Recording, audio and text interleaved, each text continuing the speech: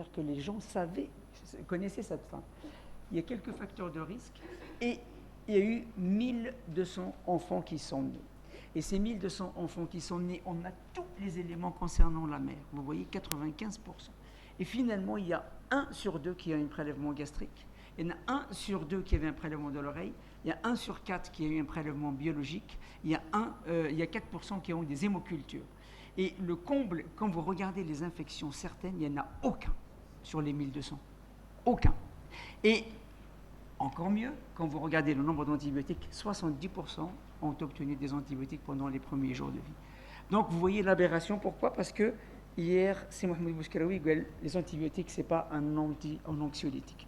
Ce qui est vrai, c'est la même chose. On trouve aux États-Unis la même chose. Cette étude californienne qui concerne 326 000 nouveau-nés vivants en 2017, 121 hôpitaux, dont 116 qui faisaient la réanimation néonatale et polyvalente. Et merci beaucoup Sidi, barakallahu fik. Et donc du coup, vous voyez, je passe à la suivante, vous voyez que les nouveau-nés, alors on connaît l'incidence des infections néonatales aux États-Unis, c'est entre 0,5 et 1 pour 1000. Et vous voyez que les antibiotiques ont été utilisés chez 1,6% à 42% des cas. Quand on regarde un petit peu en détail les enfants qui ont été exposés aux antibiotiques en fonction bien sûr du centre, ici c'est les hôpitaux communaux, après c'est les hôpitaux régionaux et après c'est les unités de soins intensifs. Vous voyez, alors ça part de 1,6 à 42%, en moyenne 33% ont reçu des antibiotiques. La même chose quand on regarde les enfants, et ça ce sont des hôpitaux, des services qui ont déclaré qu'ils n'ont pas d'infection. Les autres services, ils ont déclaré qu'ils ont de temps en temps des infections supérieures à 0. C'est-à-dire qu'ils en ont de temps en temps. Et vous voyez la même chose, on voit une exposition aux antibiotiques sur des éléments qui sont complètement empiriques. Et quand on regarde le nombre d'enfants qui ont été soumis aux antibiotiques, et surtout pour chaque nouveau-né infecté, vous voyez, 0,5 pour 1000. Pour chaque nouveau-né infecté, vous avez entre 50 et 350 enfants qui ont été exposés aux antibiotiques. On traite entre 50 et 350 pour un infecté. Pourquoi ? Parce que tout simplement, l'infection néonatale, un signal, je ne sais pas le retirer, mais ce n'est pas grave, je vois là-bas. Donc, vous voyez que l'infection néonatale bactérienne précoce, on est devant un certain nombre. L'incidence, d'abord, est très élevée dans les pays en voie de développement. La clinique n'est pas spécifique. Les éléments, la mortalité reste élevée. Les marqueurs ne sont pas fiables. Donc, le pédiatre, quand il est confronté à une situation qui évoque une infection, il va faire quoi ? Il va traiter. Sur quel élément ? Uniquement sur des arguments, ce qu'on appelle les facteurs de risque. À la fois les facteurs de risque maternels, qui sont approximatifs, les facteurs de risque néonataux qui sont également approximatifs, parce que la symptomatologie chez les nouveau-nés, elle est extrêmement bizarre. C'est-à-dire qu'il n'y a pas des éléments fondamentaux sur lesquels on se base. Et quand on va commencer le traitement, on ne sait pas quoi traiter. Vous voyez quel antibiotique utiliser. Est-ce qu'on va utiliser une écologie européenne avec du strepto, de l'Escherichia coli, de l'hystéria, sachant qu'en Afrique, et vous voyez là-bas, en Afrique et en Asie du Sud-Est, le germe le plus prédominant, c'est l'Escherichia. C'est l'Escherichia en vert. C'est du strepto, bien sûr, en rouge là-bas, mais en Afrique, c'est surtout l'Escherichia. Et donc, ce sont essentiellement les entérobactéries qui sont la plupart des réprimés. Quand on regarde ce travail de Josette Raymond qui a été fait en Madagascar, vous voyez que la première cause des infections néonatales, c'est l'entérobactère cloacae. 90% sont des réprimés, ça veut dire qu'ils sont résistants aux céphalosporines de 3e génération. En deuxième partie, c'est le Klebsiella pneumoniae. Vous voyez qu'il y a 70% qui sont résistants. Et après, on a l'Escherichia coli. L'Escherichia coli est vraiment marginal dans les pays du Sud-Est. Pour comprendre un petit peu les marqueurs, on va comprendre, il faut qu'on fasse un petit rappel sur comment ça fonctionne l'infection, enfin le sepsis en réalité. Le sepsis, c'est un patient exposé à un germe. Donc obligatoirement, vous avez donc le germe qui, quand il rentre dans la circulation, en tous les cas, quand il est localisé dans un endroit, il va solliciter les cellules cibles. Les cellules cibles, ce sont les macrophages et les monocytes. quand il est en face des macrophages et des monocytes, donc vous avez à ce moment-là une stimulation de toute une cascade. Je passe ici. Vous avez par exemple là, vous avez en fonction de votre germe, si c'est un BG-, il va fonctionner à partir des lipopolysaccharides. Si c'est un bacille gram positif, c'est à partir des peptidoglycanes. Ils vont cibler ce qu'on appelle la voie de signalisation. Et c'est les voies de signalisation, c'est essentiellement les TLR, les toll-like, les récepteurs toll-like, qui sont au nombre de 5 ou 6. Vous en avez les plus importants sont les 2 et le 4 que vous voyez là-bas. Donc le 2, il est membranaire, le 4, il est circulant, et à partir de ces deux, de cette voie de signalisation, on va solliciter un certain nombre de cytokines et de chymokines, et qui vont faire intervenir deux éléments principaux dont je vais parler, qui sont le CD14 soluble ou le CD14 membranaire. Je ne pense pas que ça fonctionne. Voilà, membranaire qui est là, voilà, qui est là, et à ce moment-là, donc, ce sont ces éléments-là qu'on va voir en réalité. Et quand on regarde ces éléments en détail, on voit par exemple que quand l'enfant est soumis à un sepsis, il va stimuler les CD14, que ce soit solubles ou membranaires, qui vont à ce moment-là intervenir sur les voies de signalisation. Et ces voies de signalisation, ils vont par l'intermédiaire du NF-κB, ils vont à ce moment-là entraîner deux réactions qui sont parfois contradictoires. Ils vont entraîner une réaction pro-inflammatoire avec la libération de toutes les interleukines et en même temps anti-inflammatoire avec la libération de certaines interleukines. Actuellement, il y a une interleukine qui ne figure pas là-dedans, qui est l'interleukine 7. On a travaillé dessus à Bicêtre et on s'aperçoit qu'il a une action anti-inflammatoire, donc protectrice contre l'infection. Donc l'article est sorti cette année. Donc à partir de ces éléments-là, donc le sepsis démarre. Quand est-ce qu'il va y avoir? Quand vous avez une infection, peut être localisée quand vous avez un équilibre entre l'anti et le pro-inflammatoire. Dès qu'il y a un équilibre qui est cassé en faveur du pro-inflammatoire, vous avez à ce moment-là une extension, ça passe d'une infection localisée à une infection généralisée. Donc il faut trouver un bon marqueur. Et le meilleur moyen de trouver un bon marqueur, c'est d'envoyer Dominique Gendrel à Figeek, et là il va être perdu, il va chercher. Et quand il cherche, il va trouver de temps en temps. Et quand on trouve beaucoup, mais on ne sait pas quoi en faire.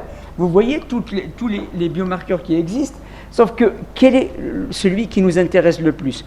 On ne sait pas lequel. Pourquoi? Pour la simple raison que quand vous voyez, par exemple, ce schéma qu'on connaît tous, vous avez une réaction inflammatoire, vous avez une stimulation des cellules cibles, monocytes, macrophages, libération à ce moment-là des cytokines et des chymokines, et à ce moment-là, le médecin il a besoin d'intervenir, il a besoin de marqueurs. S'il utilise par exemple les interleukines, j'ai un signal ici qui me dérange, est-ce que vous pouvez me le retirer sur mon écran?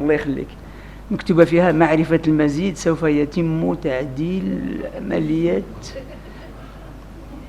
Donc je n'ose rien toucher, il me gêne sur mon écran. Donc vous avez à ce moment-là une libération. Ces marqueurs de l'inflammation, ils s'échelonnent, ils sont complémentaires dans le temps. Si vous prenez les interleukines, c'est très bien, ils sont très fiables. Ils montent très rapidement dans les premières heures de vie, mais ils disparaissent très vite. Si vous prenez l'IL6 par exemple, il disparaît très vite. Si vous prenez la CRP, elle va mettre 12 heures avant de monter. Ce qui fait que vous ne pouvez pas vous permettre de laisser un enfant sans traitement en attendant la CRP pendant 12 heures. Si vous prenez la PCT, elle va monter rapidement, en 2 à 3 heures. Si vous prenez le CD64, que je vais parler de CD64 et du CD14, vous allez voir que ils arrivent à monter. Merci beaucoup. Donc le médecin, il est un peu coincé. Il a des marqueurs, mais il ne sait pas quoi en faire.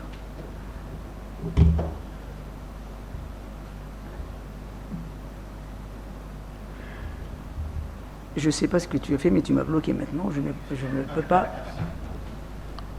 اجا خويا ديبلوكي لنا هذا الاخر الله يخليك.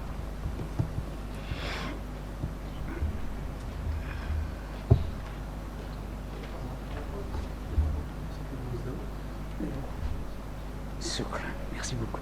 Donc le marqueur le plus connu c'est la CRP, je n'en parlerai pas plus que ça. On sait tous que la CRP augmente au bout entre 8 et 24 heures de vie après l'infection, elle augmente 8 heures, 24 heures après l'infection. On connaît sa valeur prédictive positive et négative qui sont aux environs de 4. Alors la valeur prédictive négative est très importante, elle est de 99% si on fait 2 valeurs de CRP à 24 heures d'intervalle. Par contre, quand on a une CRP isolée, la valeur prédictive positive et négative, elles sont entre 65 et 70%.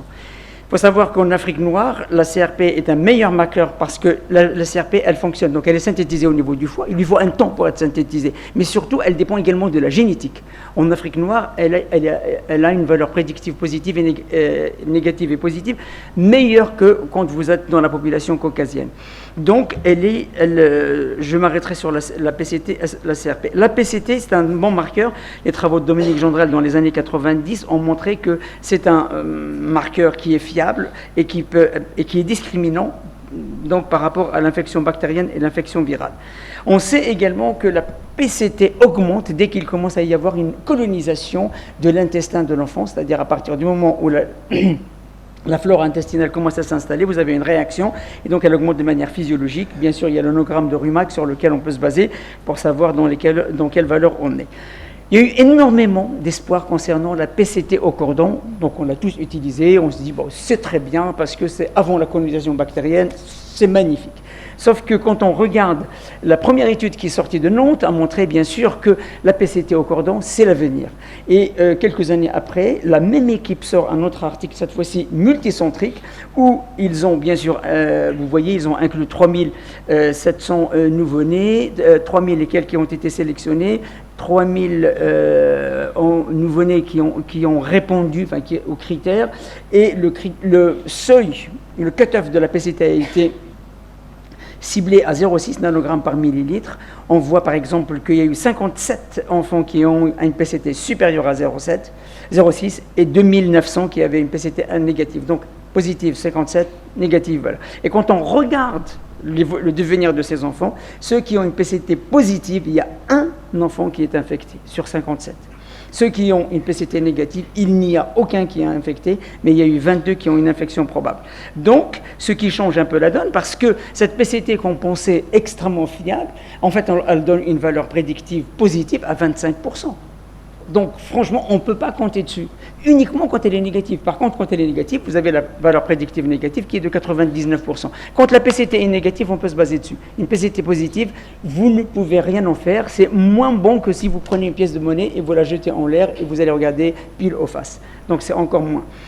Alors, bien sûr, c'est ce qu'on appelle la cinétique, je déteste ce mot, de la PCT ou de la CRP, c'est faire un delta de 2 valeurs à 24 heures d'intervalle. Ça a été fait chez l'adulte. Quand on prend par exemple chez les adultes, vous voyez ici, ce sont des adultes non infectés, groupe non infecté qui est là, et vous avez de l'autre côté le groupe infecté. Quand on regarde ces deux groupes, on s'aperçoit, et ce sont des adultes bien sûr, qui avaient, rétrospectivement, ils avaient une PCT ou une CRP la veille. Et on a comparé par rapport au moment où ils ont commencé à avoir des signes cliniques. Chez l'adulte, je vous rappelle qu'il fait de la fièvre, qu'il a des symptômes qui sont beaucoup plus tranchés. Et on s'aperçoit que la PCT est très discriminante. Vous voyez une PCT qui est à T-1 la veille, une PCT qui, au moment de l'infection, elle augmente de manière significative. La CRP, elle est moins discriminante. Elle augmente, mais beaucoup moins. Les globules blancs, on n'en parle pas, ils augmentent à peine. Voilà. Donc, la CRP et la PCT sont fiables, mais elles sont quand même assez limitées. Les autres biomarqueurs, je vous ai parlé tout à l'heure de CD14, et vous voyez que le CD14 se situe à ce niveau-là, donc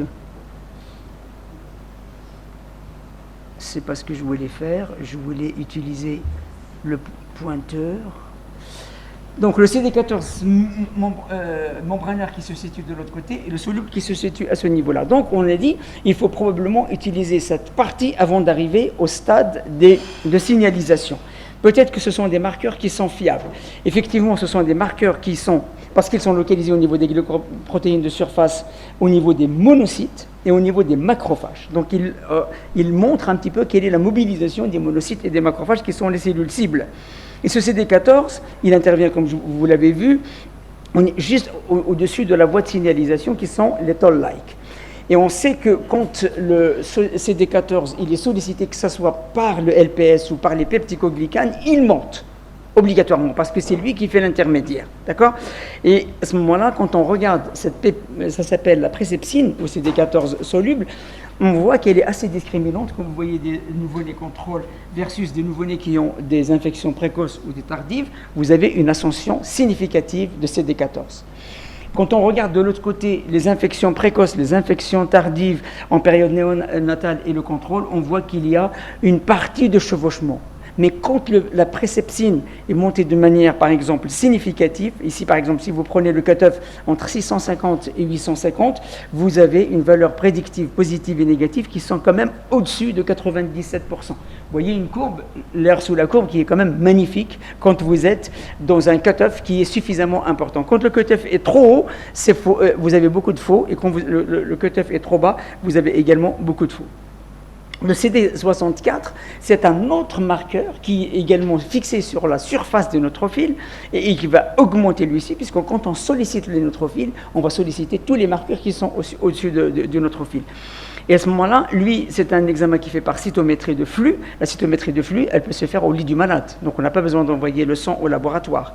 Nous, la cytométrie du flux, on l'a fait au lit du malade. Donc, on a le cytomètre de flux au bloc opératoire ou dans le service quand on veut l'emprunter. Ça demande très peu de sang.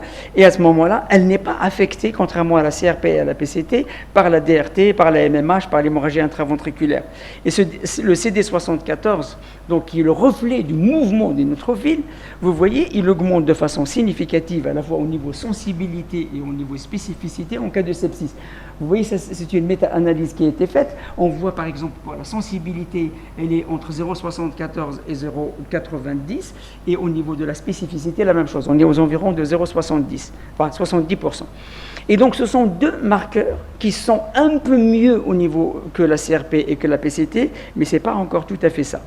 Donc, quand on compare les deux marqueurs sur une étude, ça c'est une étude qui a été faite au Caire sur 235 nouveau-nés, on s'aperçoit bien sûr que les deux montent de manière nette, en particulier le CD64 qui monte de manière beaucoup plus significative que la préceptine, que le CD14. Donc, ce sont des éléments nouveaux qui nous permettent de dire qu'il y a d'autres marqueurs qui sont facilement dosables et qui peuvent être disponibles.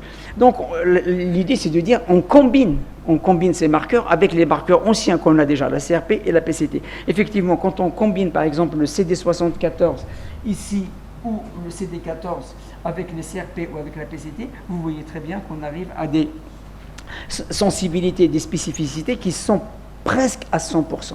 Ça veut dire que c'est probablement l'élément important. Pourquoi ? Parce que, en fait, en combinant les deux, on arrive à couvrir la période initiale pendant les 2 premières heures. C'est le CD14 ou le CD64 qui vont monter de manière significative. Et par la suite, pendant les 6 heures, 8 heures avant leur disparition, vous avez la CRP qui va monter. Donc il y a cette espèce de chevauchement entre les deux qui fait qu'on est dans une zone de sensibilité, spécificité très importante. Alors, naturellement, la combinaison des deux, vous voyez, quand on combine le CD14 avec la PCT ou avec le CD14 avec le CD64, vous avez une aire sur la courbe qui s'améliore de manière nette. Vous voyez la courbe au niveau du C, au niveau du D, elle est quasiment à 100% de sensibilité et de spécificité. D'accord ? Donc la sensibilité et la spécificité de la CRP et de la PCT dépendent également de quelle quantité de sang. Elles dépendent également je vous ai dit le continent. En Afrique, elles sont plus sensibles parce qu'il y a une part de la génétique qui intervient là-dedans, parce que la réponse hépatique au niveau de l'Afrique et la réponse hépatique au niveau de l'Europe ou des États-Unis ne sont pas les mêmes. Et puis, elle dépend également de ce qu'on appelle le cutoff, le seuil que vous avez fixé vous-même. Est-ce que vous voulez une positivité à 8 mg ou à 10 ou à 15 ou à 20 ? Donc ça dépend également du seuil. OK ? Je pense que c'est l'avant-dernière diapo. Il me semble, oui. Et donc, les marqueurs, ils existent. Il y a certains marqueurs antiques, par exemple les globules blancs, on n'en parle plus. Maintenant, on sait que la valeur prédictive positive et négative de la leucopénie et neutropénie est nettement meilleure que celle de la leucocytose. Donc, la thrombopénie uniquement dans les infections fongiques. Elle n'a franchement pas de valeur dans les infections bactériennes. Et il reste les interleukines. Les interleukines, comme vous le savez, ils ne sont pas dosés là. En ce moment, il y a une étude qui se fait au Bénin concernant l'utilisation des interleukines, la combinaison de toutes les interleukines, l'IL-6, l'IL-1, l'IL-6, le TNF-alpha, plus le CD14, le CD64, la CRP et la PCT, dans le même panel. Donc, il y a un laboratoire qui travaille dessus. Donc on est en train l'équipe de Bicêtre est en train d'essayer de l'installer à ce moment-là. Et donc en cours, ce n'est pas encore sur quelques gouttes de sang. Donc vous avez toute la lignée des interleukines qui sont très importants, sauf qu'ils montent très vite et ils disparaissent très très vite. Voilà, pour finir, pour conclure, l'identification précoce, bien sûr, de l'infection est un challenge pour tout le monde, parce que la clinique n'est pas fiable. L'utilisation des antibiotiques, malheureusement, à large spectre, on connaît les conséquences à la fois sur le tractus essentiellement gastro-intestinal. La clinique reste très importante, c'est l'élément fondamental et malheureusement, elle n'est pas fiable. La PCT de cordon, comme je vous l'ai dit, est très décevante. La PCT reste un bon marqueur, mais la CRP, quand on regarde l'efficience, la CRP, c'est un bon marqueur par rapport au coût, parce qu'elle coûte 2 fois moins cher. Donc, le nouveau marqueur, c'est certainement de l'avenir, mais pour le moment, ils sont encore au stade expérimental. Je vous remercie. Je vous rappelle juste qu'il va y avoir un congrès à Djerba la semaine prochaine. Monsieur Afila, j'espère que je n'ai pas dépassé mon temps, puisque tu n'as pas râlé, donc ça veut dire que je n'ai pas dépassé mon temps. Mustapha, tu as été parfait. Je te félicite. Alors, déjà, Mustapha, vous savez, il vient régulièrement travailler ensemble à Rabat. Et c'est un énorme plaisir de travailler avec ce monsieur qui fait beaucoup pour la médecine marocaine avec sa disponibilité, son apport, sa gentillesse et tout, et tout, et tout. Est-ce qu'il y a des questions dans la salle? Jabir et puis professeur Barkat.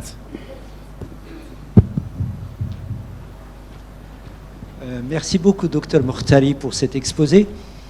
Est-ce que vous ne pensez pas que peut-être qu'il va falloir revoir le début, c'est-à-dire la symptomatologie, parce que quand on parle d'infection, on introduit beaucoup de choses. On introduit prématurité inexpliquée, instabilité hémodynamique, instabilité glycémique.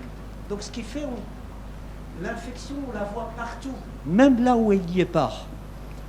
Et moi, j'ai peur que de la prescription d'antibiotiques, on passera à une prescription d'examen complémentaire.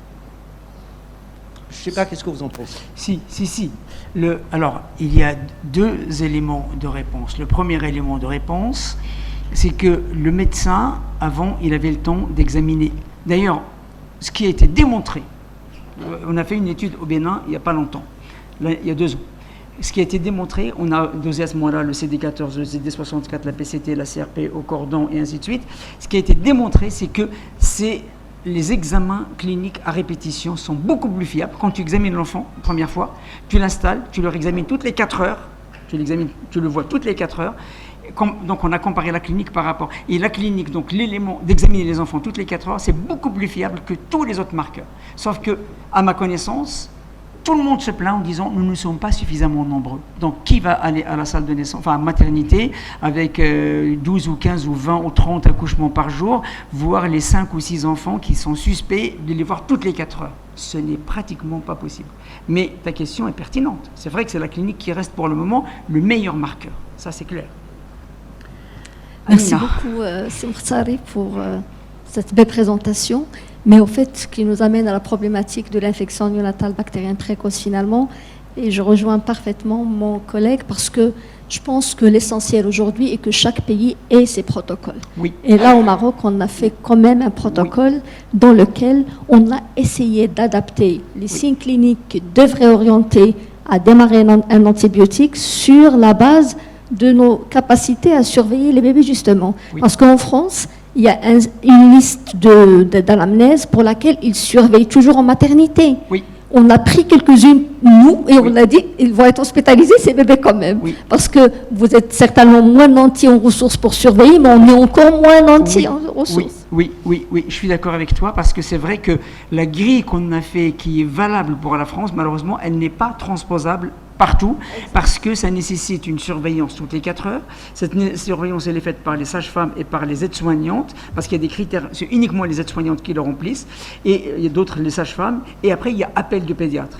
Et donc ça, je pense que quand on est à Marrakech ou là ailleurs, où on a 12 000 ou 15 000 accouchements, nous on a 3 700 accouchements par an, et on se considère comme l'une des grosses maternités. La plus grosse maternité en France, elle fait 5 000 accouchements, celle de Lille.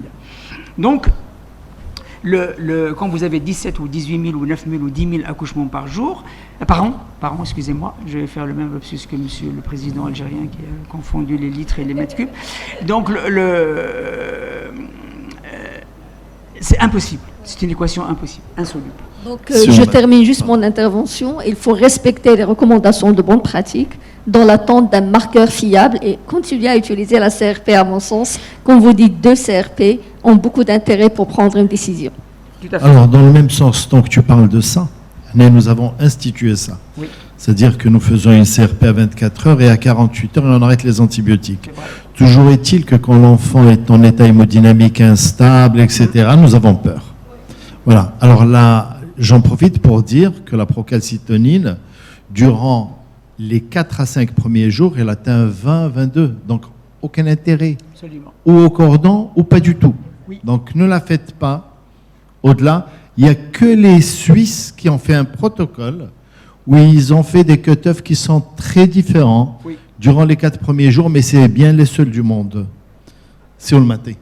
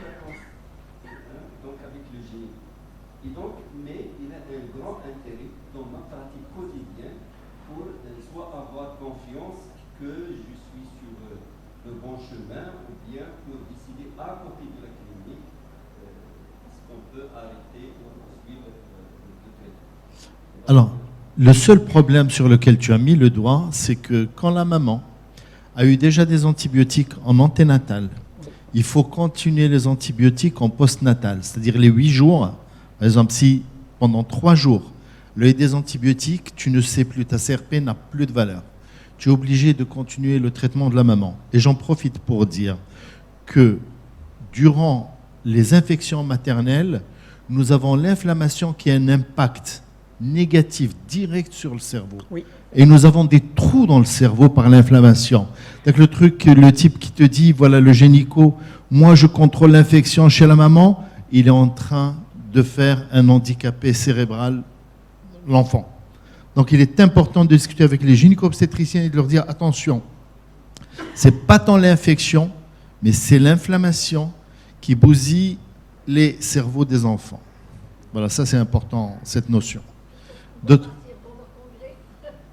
Oui. Dans leur congrès, absolument. Est-ce qu'il y a quelqu'un qui va répondre ? Rim, vas-y. S'il vous plaît, le micro. Rim qui fait de l'excellent travail à Oujda. On ne reçoit plus d'enfants d'Oujda. Ça, c'est malheureux pour nous, mais c'est heureux pour les enfants d'Oujda. Et bravo, franchement. Merci. Moi, sincèrement, ce qui m'inquiète, c'est justement, on est dans des hôpitaux publics. Et oui, c'est vrai qu'il y a des marqueurs, de nouveaux marqueurs, mais sincèrement, moi, je suis plus réaliste. Parce que des fois, même les réactifs de CRP, on ne les trouve pas. Donc ça, c'est une réalité. Donc c'est vrai qu'on fait des CRP encore, oui, c'est sûr, parce que de toutes les manières, on n'a pas de marqueurs meilleurs, entre parenthèses. Mais on fait aussi des procalcitonines, quand on a l'occasion de le faire. Et on a trouvé que quand même, quand c'est fait dans les premières 6 heures, ça a quand même une bonne fiabilité par rapport à... c'est-à-dire au profil bactérien de l'enfant, du nouveau-né. Nous, c'est surtout par rapport à la décision. Quand on a un bébé qui n'est pas très, très inquiétant, et on doit prendre la décision, on a un nombre de places qui est limité, ça nous a servi, je dirais, entre parenthèses, mais avec une surveillance après de l'enfant. Quand on a une PCT qui est négative les premières 6 heures, généralement, ça nous permet un peu d'être rassurés, de ne pas le prendre en catastrophe dans les services. Et surtout par rapport à nos capacités litières. Je ne sais pas si c'est encore de mise, parce que là, vous remettez en question même la PCT au son du cordon. Donc finalement, on a les mains liées. C'est-à-dire il faut avoir, bien sûr, les signes cliniques, mais est-ce que vraiment il y a maintenant un marqueur sur lequel on pourrait se baser pour se dire, est-ce que je vais admettre cet enfant, est-ce que je vais l'hospitaliser ou pas ? C'est surtout ça. Mustafa, tu réponds, mais la PCT, quand elle est négative, il a dit une chose tout à fait vraie. Si c'est négatif, tu es heureuse. Mais sinon... Oui, alors juste une toute petite réponse. Donc là, je vous ai parlé de travaux qu'on est en train de faire avec les équipes de recherche au niveau du Bénin. On fait avec le Bénin parce qu'il y a un étudiant béninois qui a fait son doctorat en France à l'hôpital de Bicêtre. Donc c'est lui qui nous a aidés à installer.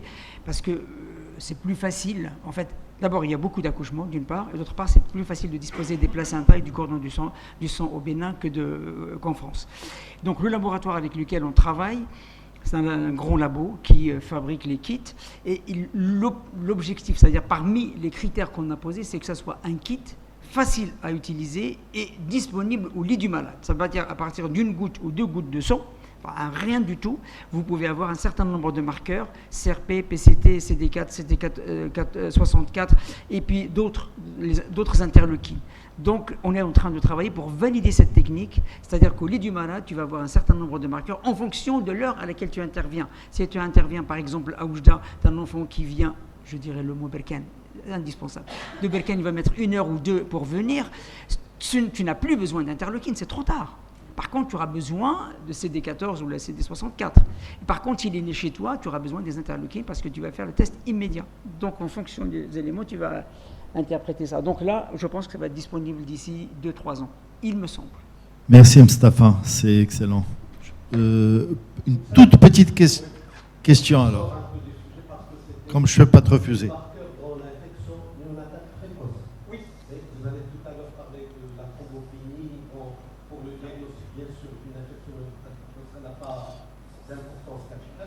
Mais attention, dans les services de néonat, le sepsis, la thrombopénie, je crois qu'il faut regarder. Oui.